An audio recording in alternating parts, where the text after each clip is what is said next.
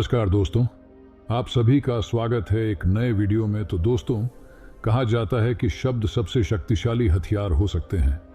हालांकि ये किसी को भौतिक रूप से चोट नहीं पहुंचा सकते, लेकिन वे भावनात्मक दर्द पैदा कर सकते हैं। शब्द हमें शक्ति दे सकते हैं, लेकिन वे हमें कमजोर भी कर सकते हैं।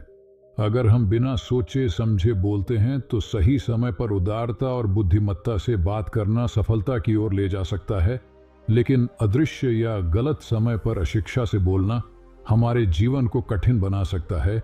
इसलिए शांति इतनी महत्वपूर्ण है। शांति हमें अपने मन को शांत करने में मदद करती है, अपने भावनाओं पर विचार करने में मदद करती है और अपने आत्मा और अन्यों से जुड़ने में मदद करती है। इसलिए आज मैं आपको हमारे शोर भरे दुनिया में शांति के महत्व की कहानी सुनाना चाहता हूं। इसलिए कृपया ध्यान से सुनें ताकि कहानी में छुपा संदेश खोल सकें। एक समय की बात है, वहां एक राजकुमार था जो हमेशा थका हुआ, परेशान और दुखी रहता था। एक दिन उसने निकटवर्ती जंगल में रहने वाले एक साधु से मदद मांगने का निर्णय किया। साधु से मिलते ही राजकुमार ने कहा, ओ महान साधु, मेरा मन बहुत अशांत है। हालांकि मेरे पास सब कुछ है, धन, प्रसिद्धि और सभी सुख साधन, फिर भी मेरे मन को शांति नहीं मिलती। कृपया मेरी इस अशांत मन को दूर करने में मेरी मदद करें। साधु ने उस परेशान राजकुमार को देखते हुए कहा, राजकुमार, सभी जवाब तुम्हारे अंदर हैं, जो खोजे जाने का इंतजार कर रहे हैं। मैं तुम्हें मार्गदर्शन कर सकता हूं, लेकिन तुम्हें विरोध के बिना मेरे निर्देशों का पालन करना होगा। राजकुमार ने सहमति दी और कहा, मैं जो कुछ भी करने के लिए तैयार हूं। साधु ने फिर एक योजना प्रस्तुत की। आगे के 21 दिनों तक तुम मेरे मठ में रहोगे और एक सामान्य व्यक्ति की तरह जीवन बिताओगे। इस समय में तुम्हें ज्यादा से ज्यादा शांति से रहने का प्रयास करना होगा। जितना संभव हो सके कम बोलना होगा। राजकुमार ने इस चुनौती को स्वीकार किया और शांति को अपनाया। पहले दिन उसके लिए शांति बनाए रखना मुश्किल था, क्योंकि उसने इस पर पहले से अभ्यस्त नहीं था। उसका मन सवालों और विचारों से अस्तित्व में था। वह बोलना चाहता था, लेकिन उसने चुप रहने का प्रयास किया। कुछ कठिनाइयों के बावजूद उसने दिन को कैसे भी बिता लिया। दूसरे दिन पहले से कुछ कम कठिन था, लेकिन उसने फिर भी संघर्ष किया। लेकिन रात बीतते ही उसने एक अप्रत्याशित शांति और खुशी का एहसास किया। इसने उसे हैरान कर दिया, क्योंकि उसे समझ में नहीं आया कि उसकी अशांति कैसे धीरे धीरे दूर हो रही थी। अगले दिन राजकुमार ने विराम में समय बिताना जारी रखा। प्राकृतिक सौंदर्य, फूल, पौधों और आसमान के पक्षियों को देखने में वह पहली बार सच्चे रूप से प्रेम करने लगा। उसने आसपास की प्राकृतिक सौंदर्य को देखने और उससे जुड़ने का अद्भुत मौका पाया।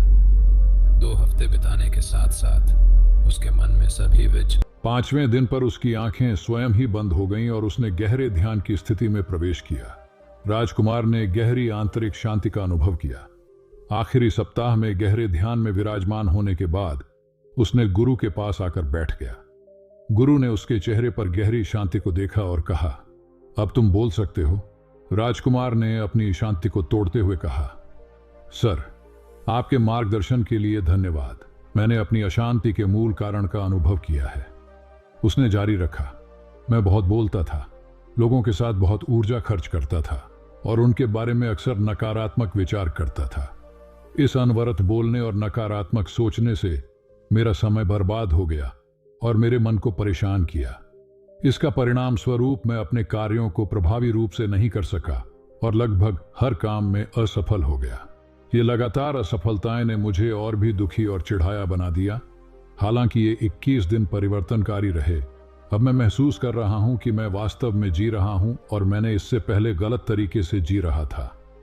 मैंने यह भी सीखा है कि हमें ध्यान में डालने की कोई आवश्यकता नहीं है, यह स्वभाव से होता है। इस पर गुरु ने कहा, राजकुमार, तुम इस संघर्ष में अकेले नहीं हो। दुनिया में बहुत लोग अशांत हैं, क्योंकि वे बहुत बोलते हैं। अत्यधिक बोलने से हमें थका देखा जा सकता है और हमारे मन को अशांत बना सकता है, लेकिन चुप रहना हमारे शब्दों को शक्ति प्रदान करता है और हमारे मन को शांति दिलाता है।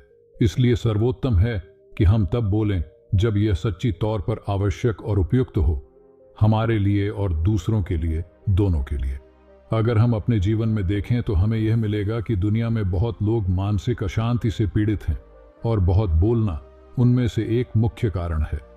आज भी बहुत से लोग ऐसे हैं जो दूसरों को चोट पहुंचाने वाले तरीके में बातें करते हैं, और यह अत्यधिक बोलने की आदत उन्हें उनके जीवन में कई समस्याओं में डाल देती है।